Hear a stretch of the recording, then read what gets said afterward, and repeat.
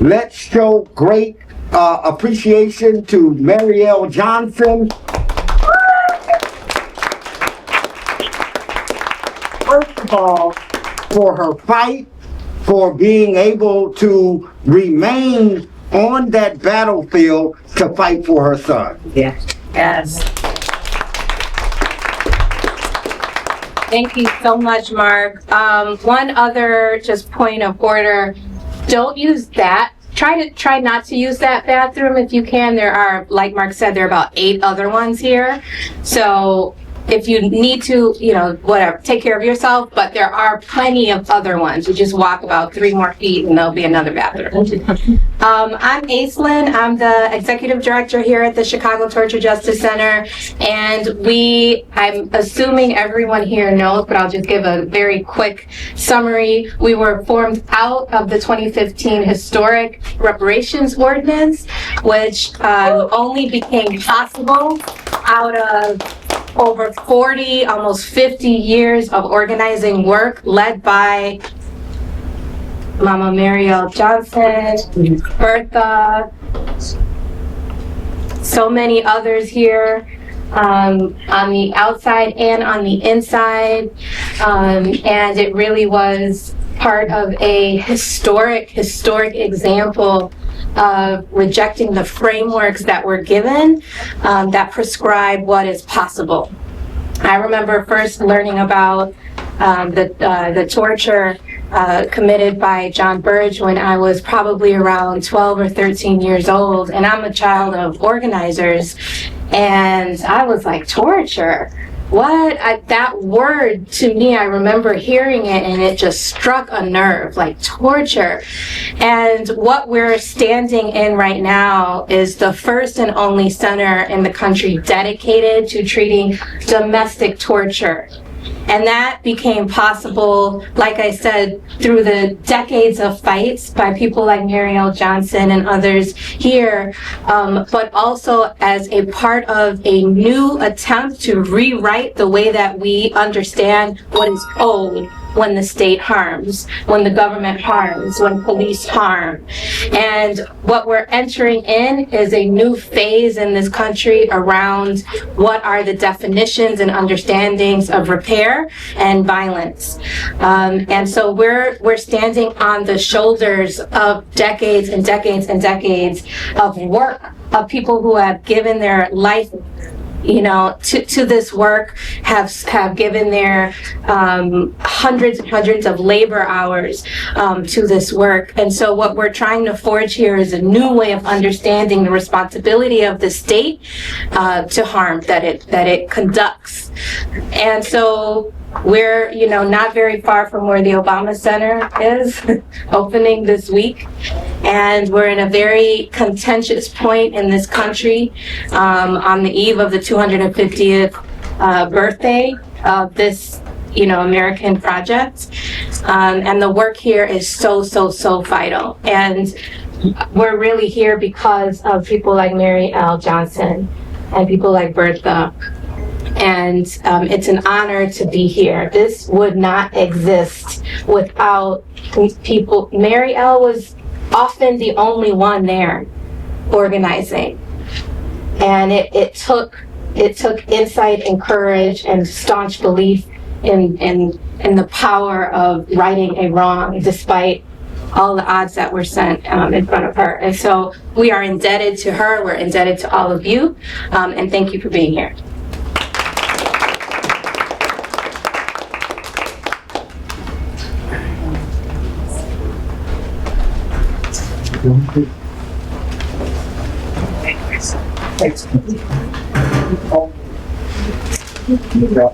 Hi, everyone. Hi. Thanks for being here. I'm Alice Kim. I am a co-founder of Chicago Torture Justice Memorials. I was part of the steering committee that forged this pathway to open the Chicago Torture Justice Center, and I've worked around struggles against state violence. We lost sound. I don't know.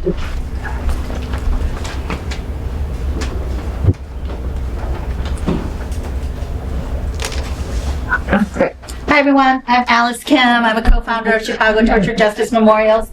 Can everyone hear? Yes. Okay. I am also here on behalf of Build Communities, Not Prisons, and also the Beyond Prisons Initiative.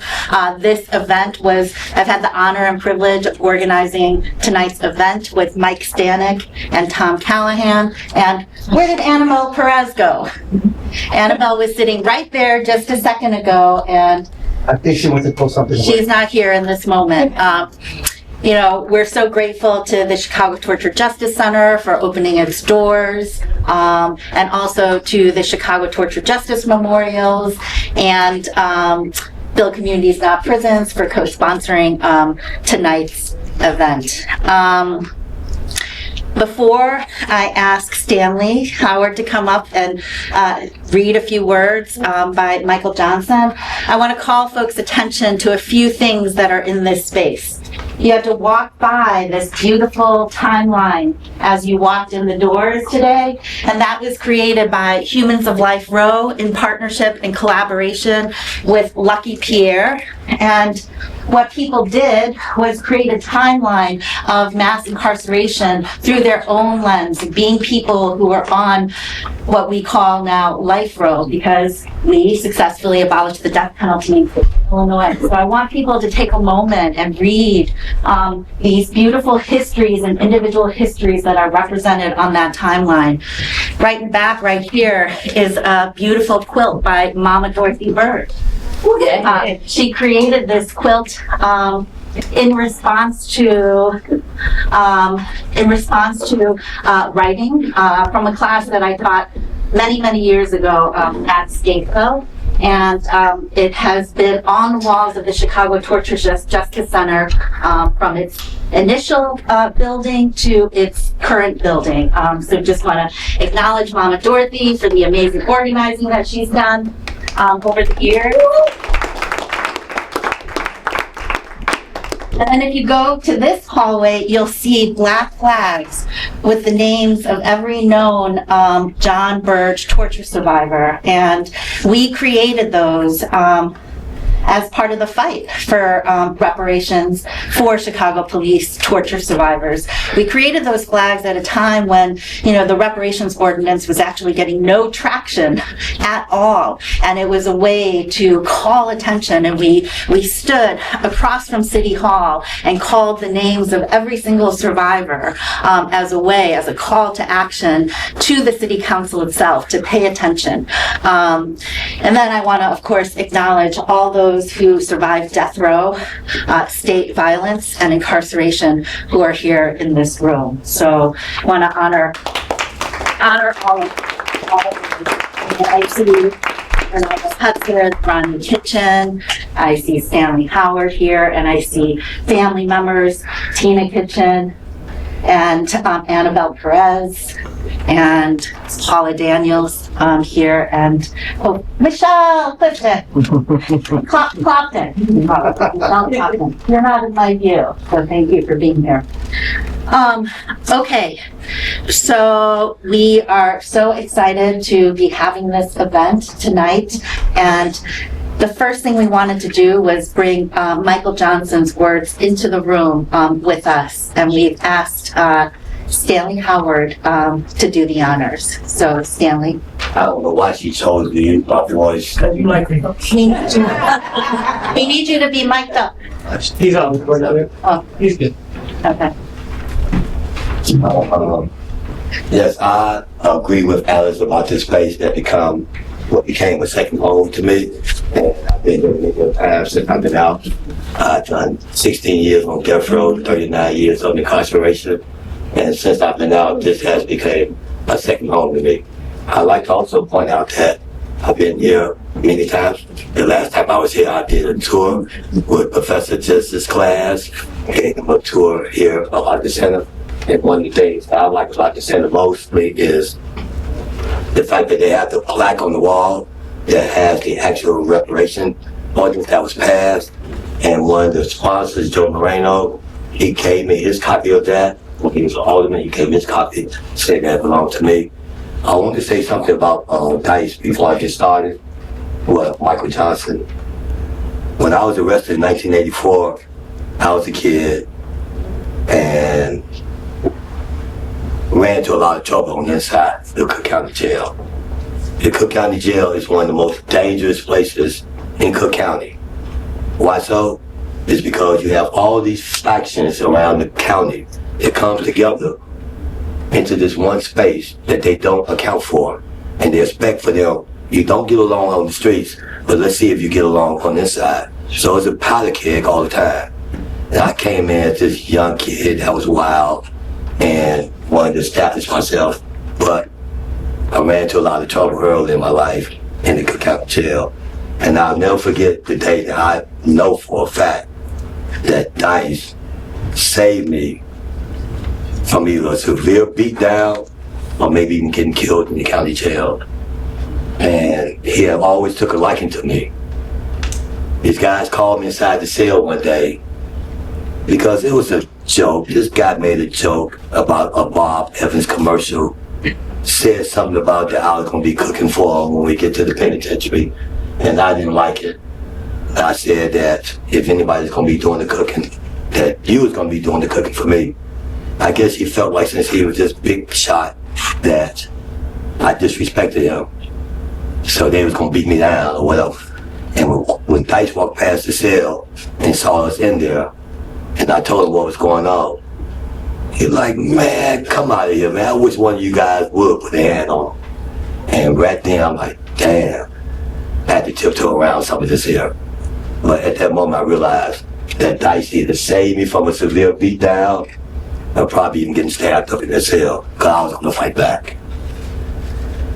I don't know why Alice chose me to use my voice, good and well that I'm not a good public speaker here, but Stop it. I'm going to do my best here. Dise is one of the early John Burroughs torture survivors, and at the time when I met him, I didn't know that he worked, and like a lot of other guys. So I'm going to read this letter. Written by Michael Dise Johnson, to whom it may concern. This letter was written on the 6/21/26. His move, great. Man, glad to hear that. My name is Michael Johnson. I grew up on the south side of Chicago during the birth and growth of the Blackstone Rangers and Devil's Disciples in the late 1950s and early 1960s. My first encounter with John Burroughs was in 1970. I was a 17-year-old kid standing on the corner of 92nd and Cottage Grove. Unfortunately for me, Area 2 police headquarters was on 91st and Cottage Grove, which was just so happened to be Burroughs' headquarters. I read some of this already, and I like to say that it's kind of graphic, and it might be somewhat traumatizing, so if people need to step out and probably gather themselves, I just wanted to get that little warning, or trigger warning there. It was late in the afternoon on a beautiful Sunday day when suddenly, out of nowhere, the unmarked detective car speeded up, tires screeched, and two detectives jumped out. Everyone ran except me. They cuffed me, handcuffed me behind my back, threw me inside of the car in the back seat, drove a couple of blocks to the station, still handcuffed behind my back, started asking me questions about a robbery. Who were the guys and who were the guys with me? I had nothing to do with any robbery and knew absolutely nothing about a robbery, and said as much. That clearly wasn't the answer they wanted. So suddenly, one of them slapped me extremely hard across the face. Needless to say, that was the beginning of a very rough evening for me. It reminded me of one of those old black and white movies where 3 or 4 white police are standing around a guy sitting in the chair with the spotlight over his head, and the officer take turns slapping the guy around. They would slap me until I would lean forward with my head bent down, trying to avoid the slap. Then they would beat me on my back with the nightstick until I straightened up again. Then they would beat me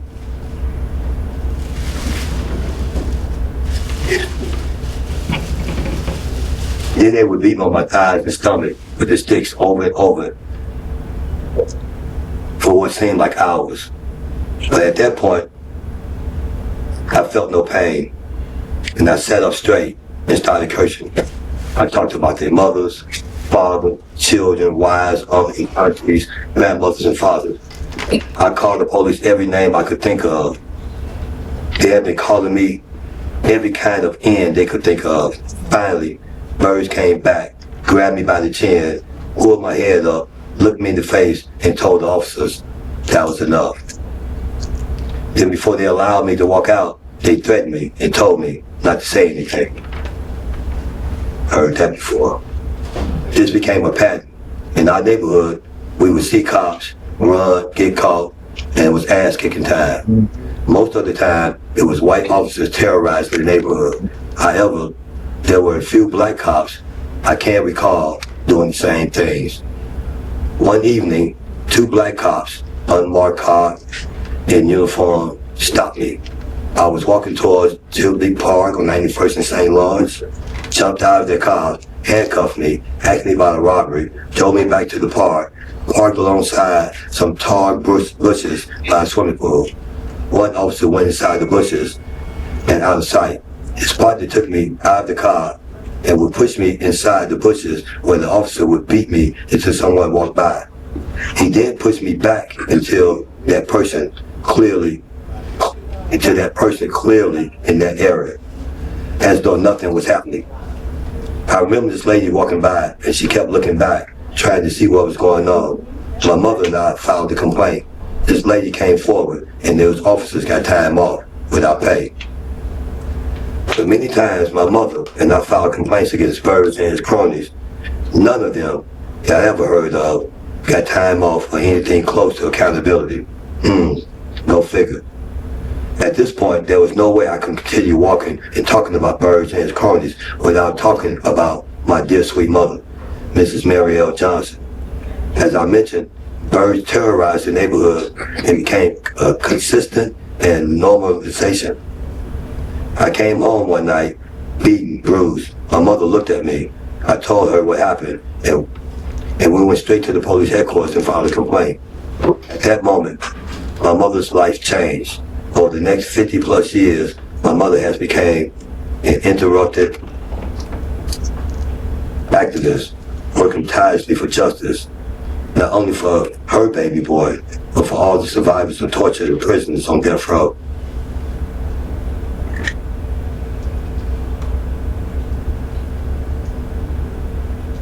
Remind me of my mom.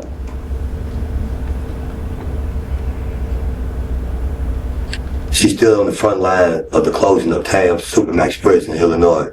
She worked with the campaign to prosecute police torture and is a vital part of the historic reparation war campaign for buried survivors in Chicago. Thank you guys so much for your effort and all the work involved in bringing those issues to the light. Sorry.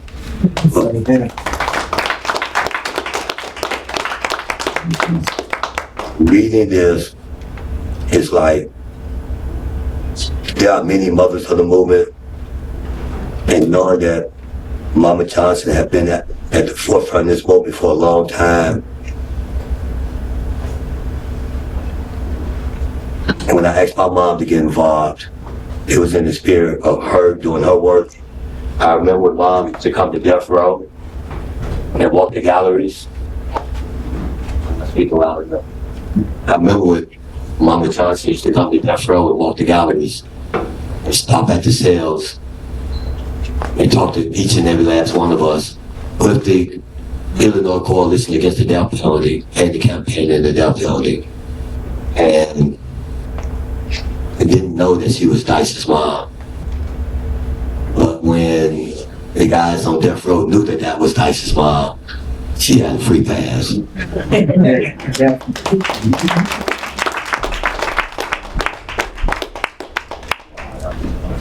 Okay, thank you so much for that reading, Stanley. Oh, yeah. We were hoping that we would be able to hear from Mike himself.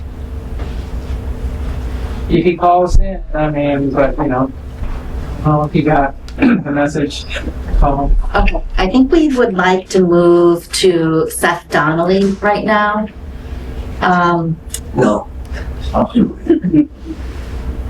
So bear with us 1 second. Okay,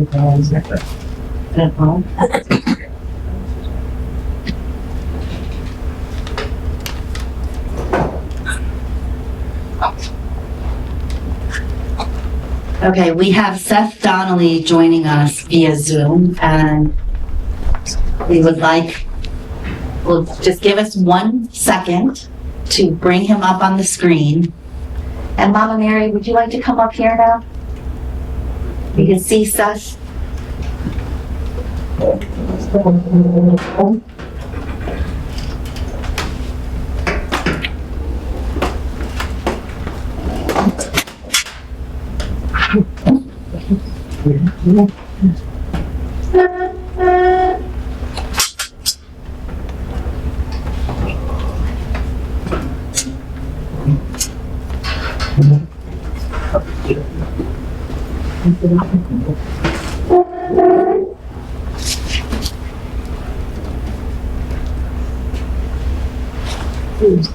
It's right there.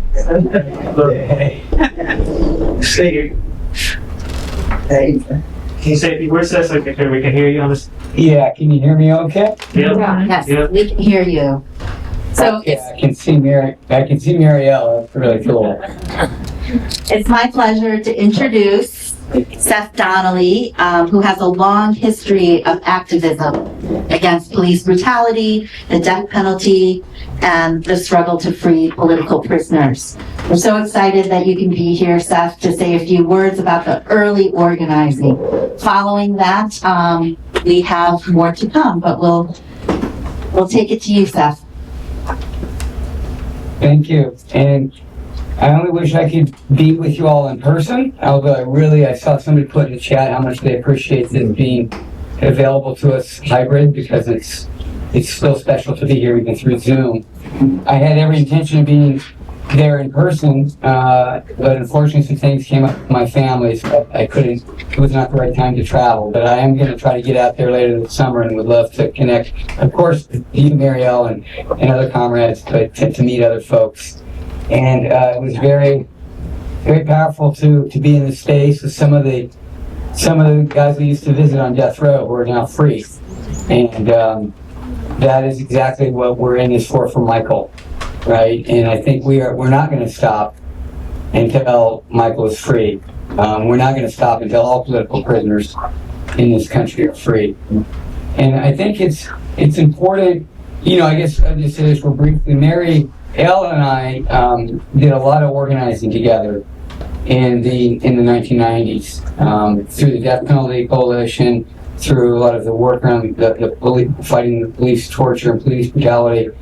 And Mary, we were kind of like each other's right-hand comrade. I'm so glad that you survived my driving, Mary. You're here. We get in these long conversations driving down to Menard or the various death rows, and I would get captivated. And I want to look at Marielle while we were talking. She'd be like, "Keep your eyes on the road. Don't look at me. Look at me."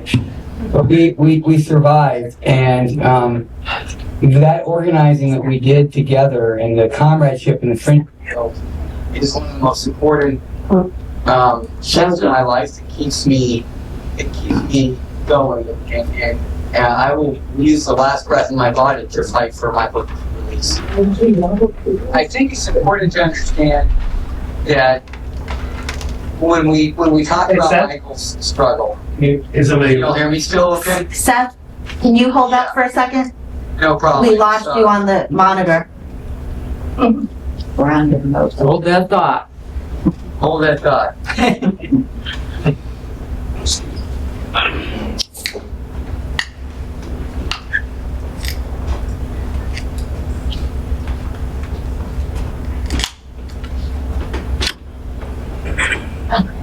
You're back. You're back. I'm back? You're back. Okay. I will try to be brief because I know we've got some other, of course, a full lineup. What I wanted to communicate is that it's very important that we project to the public, whether, of course, in Chicago, but everywhere across the country, that Michael is a political prisoner. When people hear words like political prisoner, they often think right away of Mumia Abu-Jamal or high-profile prisoners like Leonard Peltier, who thankfully is now out. But as I'm sure folks in the room know, there is many people who are political prisoners who didn't have that necessarily that high-profile activism before they went into prison, but who were targeted, right? Like Michael being targeted by the police, and then being targeted even more after Marielle filed the first complaint against Burge, and then a long series of fraudulent, cases stacked up against him on the street, and then, of course, the most fraudulent of all, the alleged conspiracy to murder the prison official in Pontiac, right? So this makes me think of like George Jackson, right, who was targeted for his activism inside of the prison system in Soledad and San Quentin and whatnot, and where he went in for like a $60 gas station robbery when he was 17 years old. He was given an indeterminate life sentence, and they would never let him out because of his political activism, his courage. And in, Michael's case, he's been steadfast in his integrity and claiming his innocence, and as we just heard by Stanley, reaching out for and supporting fellow people on the inside, whether it's in the county jail or inside the supermax, or inside other forms of maximum security. But he's also being targeted because of Marielle's courageous activism.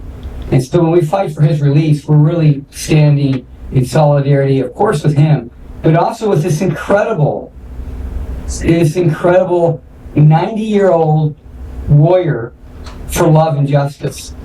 And that level of commitment that Marielle has demonstrated over decades is something that we all must uphold, and the way we uphold it is by working for the release of her son, the way we would fight for the release of Mumia Abu-Jamal, or back in the 90s, some of us were involved in the fight to get the Burge torture victims off death row. Like I was very involved in the fight with and for Aaron Patterson, with Joanna Patterson, and may we acknowledge her spirit in the room today. The Death Row 10 was called, the Burge torture victims like Stanley and others who were being held. Burge may have been fired, but what about all the torture victims? Well, here we are in 2026. And Michael has now been in over 40 years for a crime he did not commit. And it's far past time to bring him home. And I believe that this is something, especially with this space that's been created and a long legacy of struggle in Chicago around police torture, from the work of the People's Law Office to the great work of Mary Powers, and we invoke her spirit too, and to the Coalition Against Police Torture, and of course Marielle and so many others. We are now in a space in Chicago and across the country where Burge is a household name. So we're not starting from scratch in trying to get Michael out. Michael, who I now, correct me if I'm wrong, Marielle, but I believe Michael is now over 70 years old. So this is a winnable fight. And even though I'm in California, my heart is there in Chicago. I'm fully committed to working with the rest of the comrades in the room to make sure that we win, and that he gets home for his golden years and actually is able to enjoy life outside of the horrific prison conditions that he's endured for so long. So I'll close by just saying again, to reiterate, to you, Marielle, I hope my voice is coming through okay. I love you. You are my comrade for life. I will never, ever let you down. Thank you.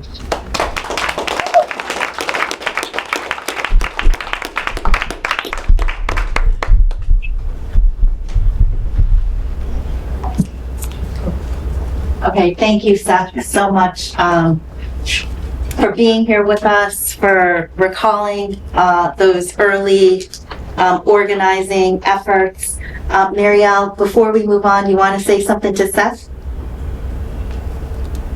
I just said, Seth told me what to look for in a warrior. And one like Seth, he would get up and he'd keep going.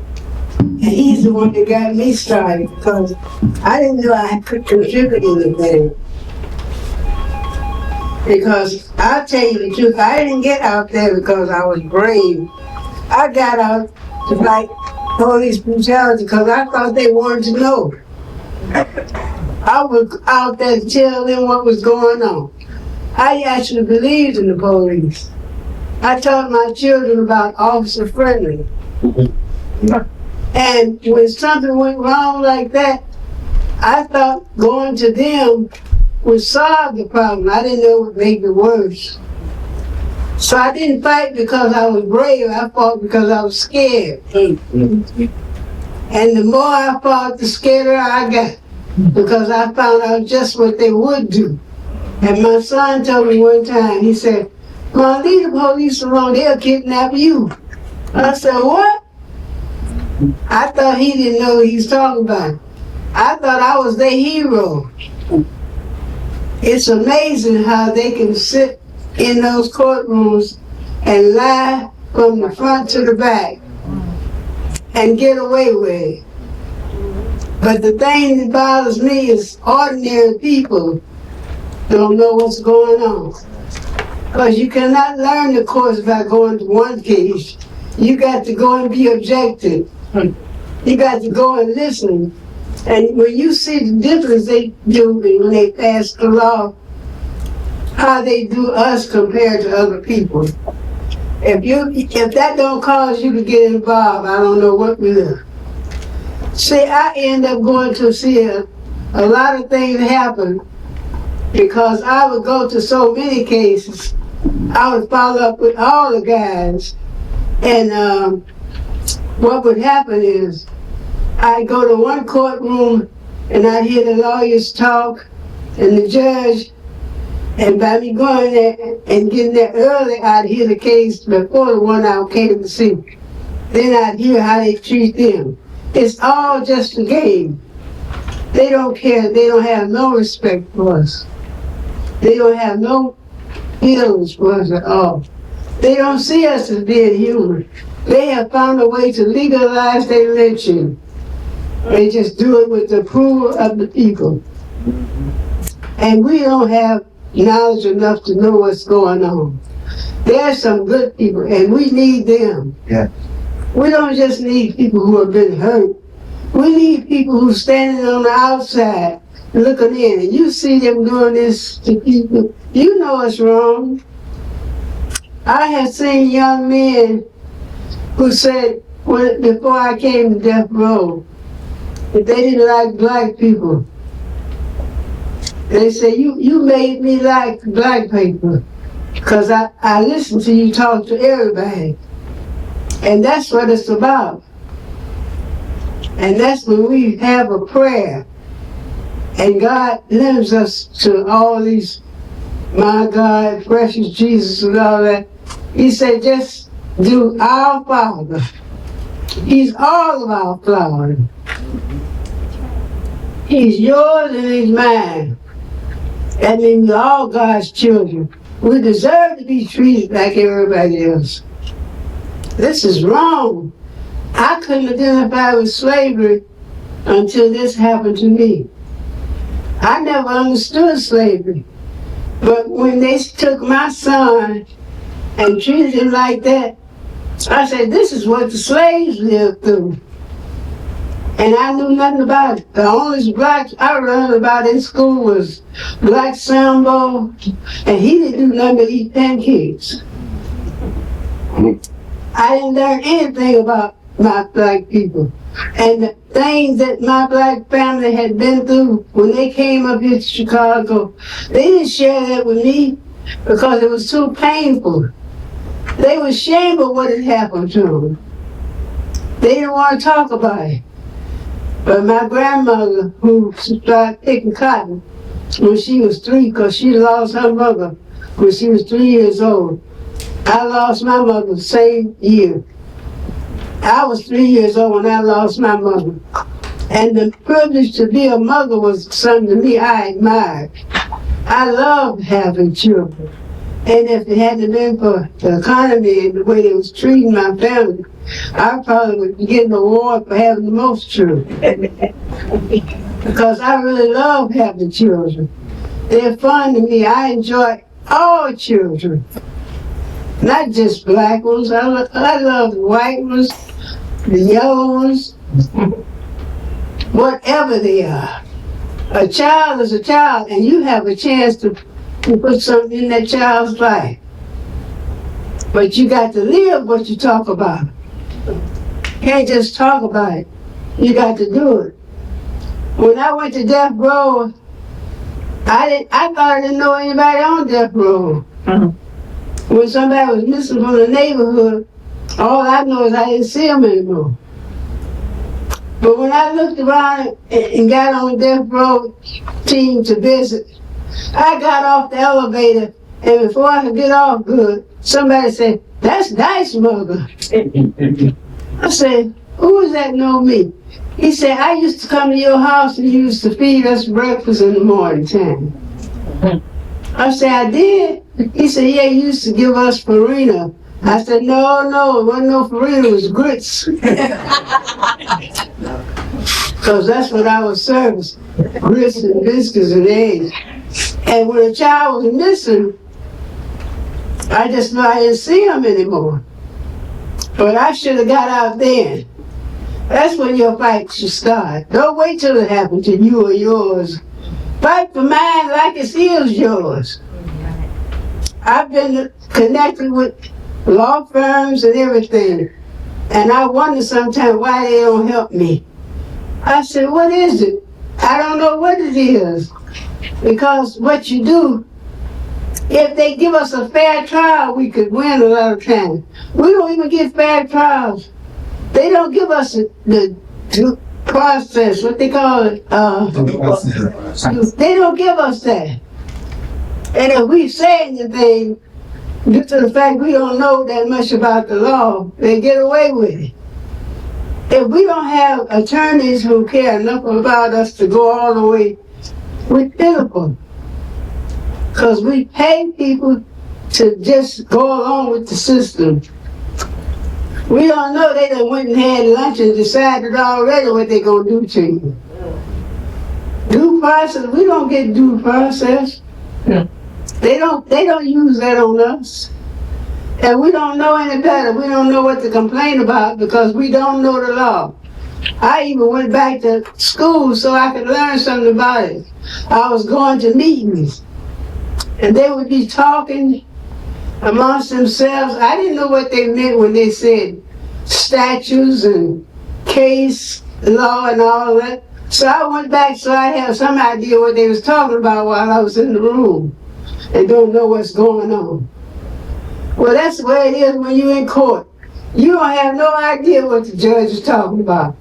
And he'll ask you, do you understand?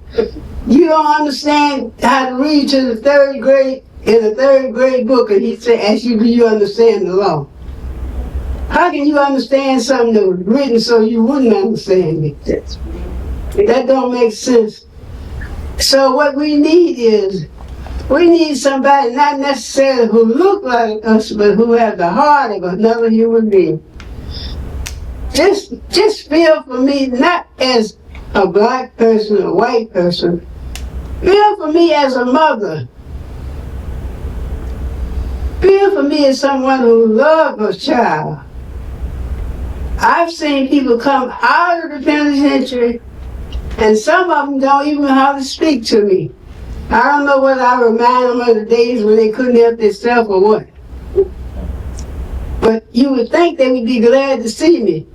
Because my son told me, he said, whenever you get on television talking about the policeman, he said, whatever I'm doing, they say, hey, Dice, your mother's on television again.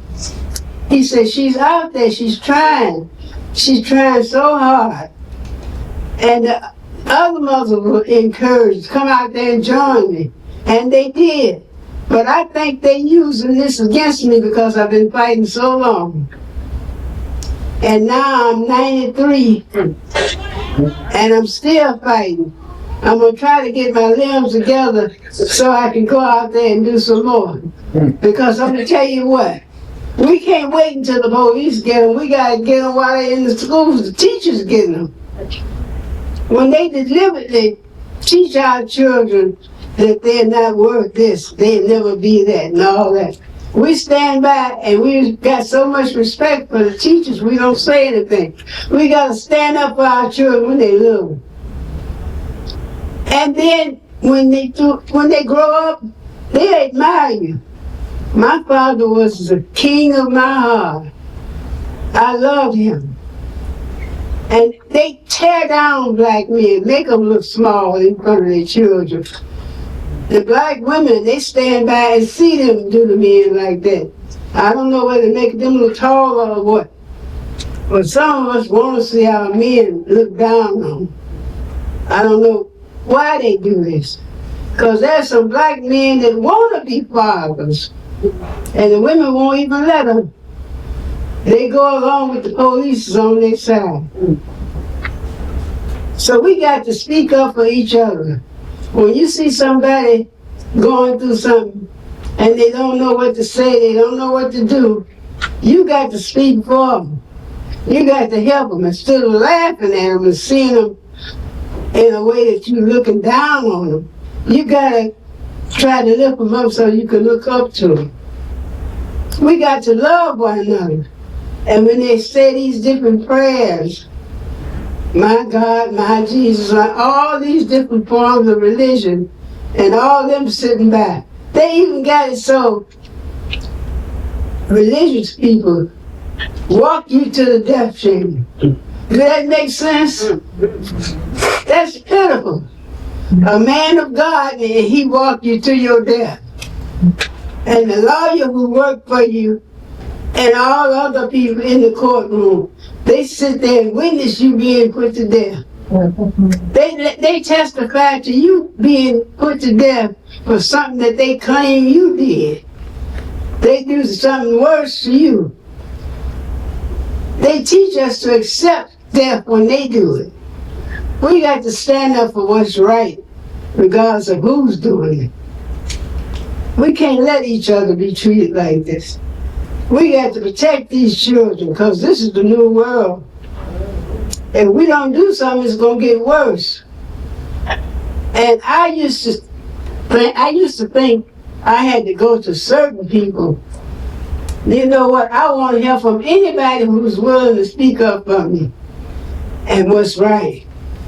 Now, when I filed my complaint against the police, I'm going to tell you, I wasn't brave. I was scared. But I went for help, and then I got hurt. And I didn't know what to do. I was too scared to run back in, because that's the same place I just ran out of. But I want someone who has nerve to follow that book. I can't understand it. I went to school and got the degree to be a paralegal.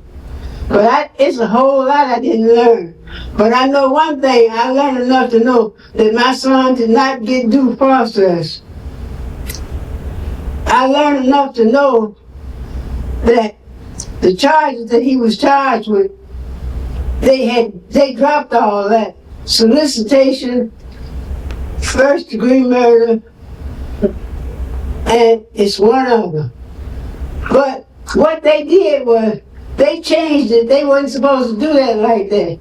He didn't get due process. And when he went to court, he didn't have an attorney. The first time he went to court, he didn't have representation. That's breaking the law right there.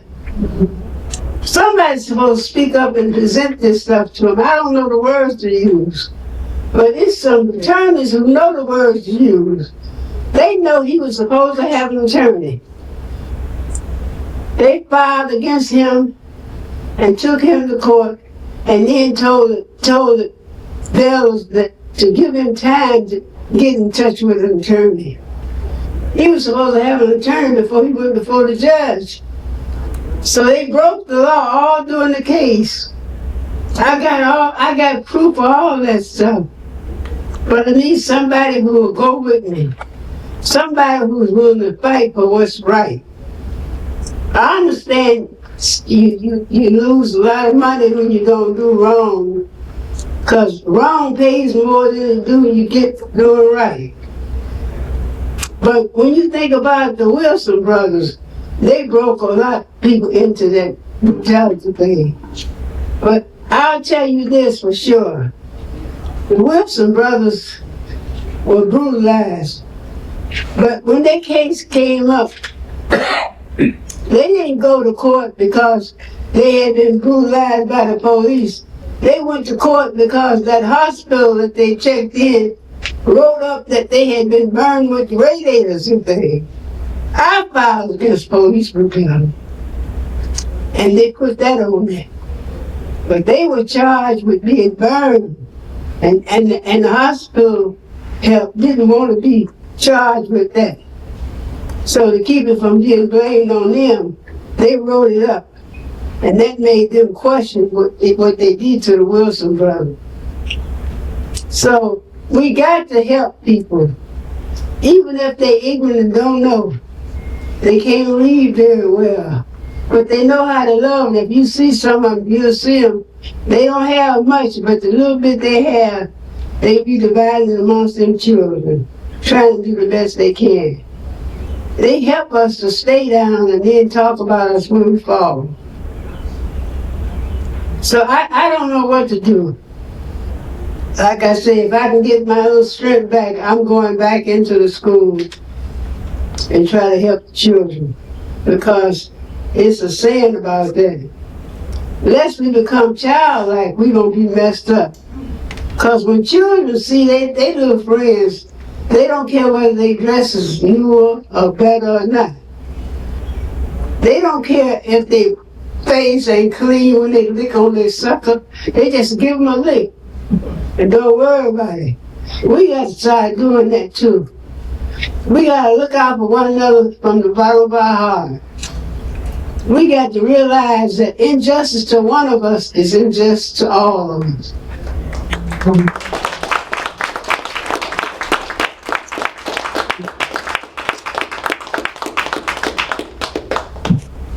Thanks so much, Mama Mary.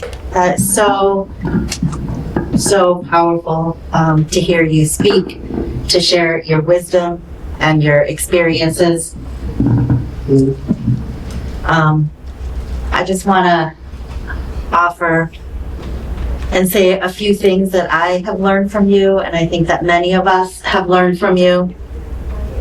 And it's so powerful to hear you say and to share that when you were speaking up, that there were times when you were afraid, because I think in this political moment, especially, it is a scary time for all of us.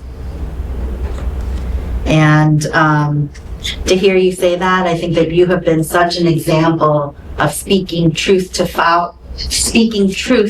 power, even when it seems like no one is listening, even when it seems like all the powers that be are saying the exact opposite, even when all the forces in the city are covering up what actually happened. You dared and you had the courage to speak truth to power, and I think we can all learn from that. And you know, your example and all the mothers' examples. When I look out at this room and when I look at you, I also think of Luva Bell, I think of Joanne Patterson, I think of Jeanette Johnson, I think of Costella Cannon, I think of all the moms who had the courage to stand up. So I want to thank you for that. I also think that you've taught us to show up for one another. I remember meeting you back in the late 1990s when you were going on to death row and you were introducing all of us on the outside to people on the inside. And that was amazing. And that you taught us really to show up for each other. And that every person's child, that we need to really treat every person's child as our own family member. And that is a powerful thing. And then the last thing I want to say is, you know, your refusal to give up and to give in to despair and to always have hope. I mean, that is a powerful thing. And so I want to thank you for all of that. I mean, Marielle was one of the first people to file a complaint against John Burge. So that was back in the 1980s. Then Marielle also fought, and you can see images of her protesting out in front of Mayor Daley's house. to expose that this torture happened, and also to call for him to be removed from the Chicago police force. So Marielle was part of that early fight, and she was part of the fight with the Death Row 10 and to abolish the death penalty in Illinois. And then later she was actually part of the fight for reparations, for the reparations ordinance. And when we were going to city council, week after week, Marielle Johnson was also there. So Aislinn had mentioned that the Chicago Torture Justice Center was born out of that struggle. The last remaining component of the reparations ordinance that has yet to be realized is the public permanent memorial. And we are so proud and happy to say that we will be breaking ground this summer on the permanent memorial. Big shout out to all those who are part of Chicago Torture Justice Memorials for that happening. We've also, several of us who are here in this room and others who are not are part of the Oral History Project. And I'm so happy to say that today one of our members was able to go inside and do interviews with our first incarcerated torture survivors. So they will be part of this collection of oral histories. So we are continuing to do this work. And then I also just want to say this memorial is so important because really it's about saying that we refuse to let anything like this happen ever again. And in the words of Anthony Holmes, who isn't here without us today, but whose words we always remember, he says, "I'm still here." And that's what the memorial is about. So we hope folks will continue to support the center and also continue to support Chicago Torture Justice Memorials. Okay, so now we actually do want to open it up for just a few questions or comments to Marielle. So, please, Michelle. Well, first thing I want to say is Jen couldn't be here today, Mary, but she sent her love. She thanked you so much. She sent a shout out to Janice also wherever she went. Oh, maybe Janice. She got here. Yeah. Okay. Thank you for that. Jen sends her love. She couldn't be here today, but she sent her love, her appreciation, all the years that you have dedicated to the system for your son, not just for your son, but for all of us as torture survivors of those of re-entry and those who have not served. Just your integrity, your drive. You're 93, you've been fighting this for over decades, 2.5 decades. Me, myself, you remind me of my grandmother. I served 27 years of incarceration, and my grandmother was a praying grandmother. She was a praying grandmother. The prayers of the righteous avail much, and you are still here standing for your son for so many years. My grandmother, she left us at 93. She will be 123 right now if she was still living. And that lady, she never appreciated. She knew I was in the streets doing wrong, but she knew I didn't deserve what happened to me with the case. But she didn't preach to me, she just prayed. And she was always there. You know, my grandmother was my rock. My mom was there, but she wasn't there. My grandmother was. And that's what you remind me of, your strength. Just your drive, you tell me you're still going. 93, I tip my hat to you. 93, and you're still fighting for your baby boy, because no matter how old he get in this system, he's still your baby. And so we give all our love to you. And dedication, whatever you need, like you just said, you just need somebody to just ride with you.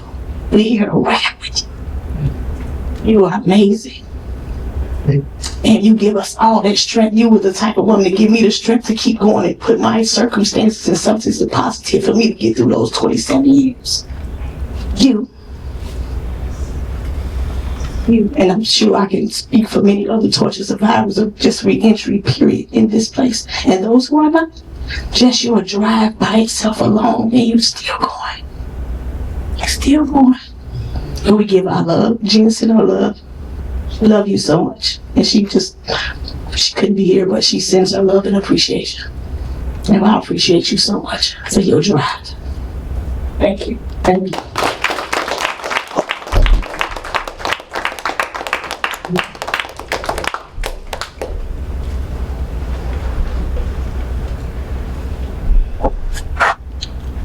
Anyone else?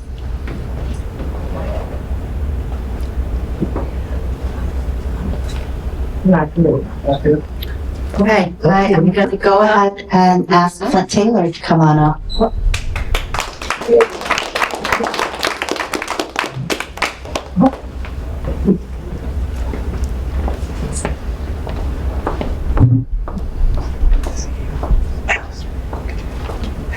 I go back almost as far as Mary does. I can't remember the first time I met her, but it may have been actually as early as 1970 or so, around the Fred Hampton assassination. But she was with Citizens Alert. You and Mary Powers were the dynamic duo coming out of the Hampton assassination in 1969 and fighting for police brutality long before there was a struggle against police torture. And Mary initiated that struggle in a lot of ways because she was the one who went and complained to the police and to the FBI. And I dug out a deposition that Michael gave in 1969 in the Andrew Wilson case down in Menard.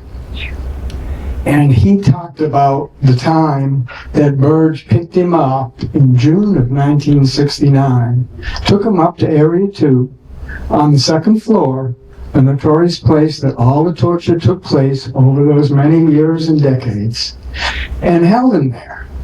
And Michael said, "What are you going to do?" And he said, Burge said, "Nothing tonight. I'm kind of tired. I'm going to come back, rest up, and I'll get you tomorrow." I don't remember if you remember this, Mary, hearing about this. But Mary looked all night for him, and she found him in Area 2. And she went there the next morning, and she talked the desk sergeant into letting her get up to the second floor where they had kidnapped Michael. They hadn't charged him. They didn't have anything to charge him on. They wanted to get some information out of him about a murder that had happened. Well, he was in jail. The Mayfield murder, you may remember, Jeffrey Mayfield. And so Mary got up there, and she's talking to Michael, and Burge storms in. He sees that somehow she has got past his guards and got into the torture room. And he curses her out. I'm not going to say what he said to you. You probably remember, I'm sure. And threw her out. And then he berated his fellow detectives, or at this point he was a lieutenant, so they were his underlings, for how they could let this woman get up into the intersection of the torture chambers. And so then they proceeded to torture Michael. And I won't go into all the details, but they beat him. They stuck a gun in his ear. They beat him over the head with a pistol, well, actually it was a revolver, to try to get this information out of him. But they didn't have anything to charge him with, so later on that day they turned him loose on the street. And the first thing he did was go to the phone booth across the street from the old Area 2, 91st and Cottage, and called this young lady here. And she got a hold of Cassandra Watson, and they took Michael to a friend of his, actually I think it was his girlfriend at that time, and his face was all swollen, and he had all these welts on his head. And he came, and then Mary came over, and she, I don't know if it was her name, Camille, was it Camille? I got that right, yeah? And she was putting ice on his face. And Mary said, no, wait a minute. We're going down to OPS, and I want them to see and take pictures of how Michael looked. So they took Michael down to OPS and he made a complaint. OPS being, the disciplinary agency at that time. It has different names, but it does the same thing that it always did. It's basically a whitewash. And then you took him, or he was taken to the FBI and he made an FBI complaint. And this was only 2 or 3 months after Andrew Wilson and Jackie Wilson had been tortured. And he made that complaint and he went on that record. And then Michael became an important witness to the pattern and practice of police torture that we and others uncovered over the next decades. And so Mary, of course, stood up then, as she had before, and as she has done ever since. And I've had the distinct honor and privilege of working with and standing together with a lot of very strong Black women, mothers. Iberia Hampton, the mother of Fred Hampton, stood with us for 13 years while we fought the Fred Hampton case. And Mary L. Johnson is like Iberia Hampton in her strength, in her love, and in the fact that she brings being a strong Black mother to all of us and gives us the courage and the inspiration. And when you think of Michael, you always think of Mary. They are not only mother and son, but they are fighting together and have been fighting together this struggle since the 1980s. So Mary, thank you so much. And thank you all for coming out and continuing what we have all been doing in Mary's name. Yeah.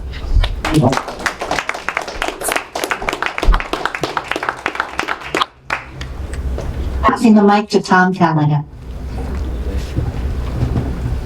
Right. Yeah, just echoing gratitude for everyone for being here tonight. It's a beautiful gathering of people here and online. And just want to say, echoing everybody again, how much of an honor it is to know and be a part of your life, Mary Ellen, to be able to learn from you for all these years, for how to fight, how to just be a friend, be a community member, be a lifelong learner. We met when I was at DePaul in 2007. We first met, and the first time we met, I remember this. You were talking about TAMS at the time, and you were talking about TAMS, and you had and I just asked you. I think I asked you a question after you spoke, and you said about TAMS maybe, and you said, well, it's about all the prisons. It's not just about TAMS. It's not about where we're focusing on in terms of the worst torture that was going on there, but they're all bad. And that's something that before I knew about abolition in that way, you taught me that very early on, right away. And we've had many conversations since, after running into each other through the years, and we've just call each other all the time, and there'll be times when I'm at home cooking or doing the dishes and I'm trying to hide it, trying to be sneaky about it, and then you ask out of nowhere, so what are you cooking? And it's just sweet, just these little sweet moments stick with me so much from our time together, and I'm so grateful for the amount that we get to be connected over the years.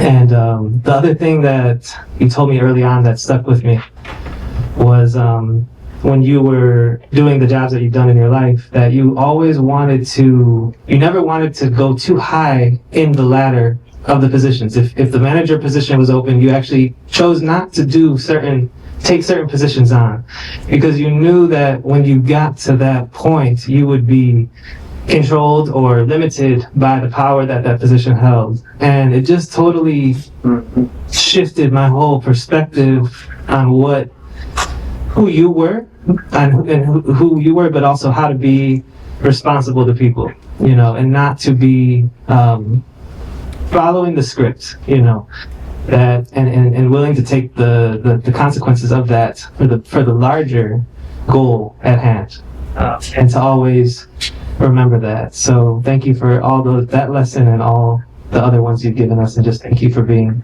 a friend and a comrade to all of us. So tonight, in the past, we have done specific letter writing campaigns for Michael, but we also want to, as starting tonight, be more intentional about making that a constant effort and calling campaigns, letter writing, whatever it may be. So we have this opportunity for those in person. We have a sign-in sheet where we will be, there's a QR code, I think, with something that you were able to pick up to sign up to be part of the Michael Johnson Defense Committee in the larger campaign to free Michael Johnson. So we would love for people to be in touch with that and signing up for that and signing up for updates. And also, if you want to be more involved, we would absolutely love that as well. It's going to be a small group of people doing work for Michael, but also for all survivors of police torture that are in prison and anyone else who needs our support. So that's what, for those in person, you can scan this QR code if you want to sign up for that. And it looks like we have Michael on the call. This call will be recorded and subject to monitoring at any time. Thank you for using IC Solutions. You may begin speaking now. Yeah. Hi there.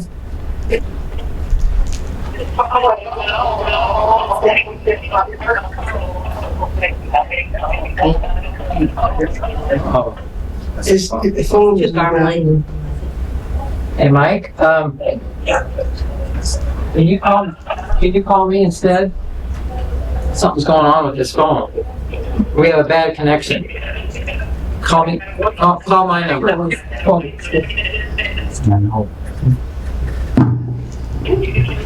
That happens a lot.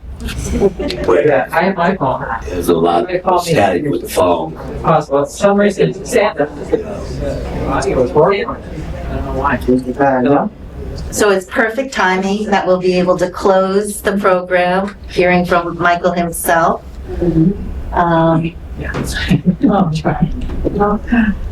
Is he gonna call back? I hope so. Yeah, you probably don't know. Yeah, we have the sign up. We have another little QR that goes to a pamphlet that Marielle and Michael put together some years ago, and it's online. And we also have some buttons there, so you should take the buttons. They're not for sale; they're for giving away. And so one of them looks like a Pritzker campaign button, but it says, "Hey JJ, free all imprisoned survivors of torture."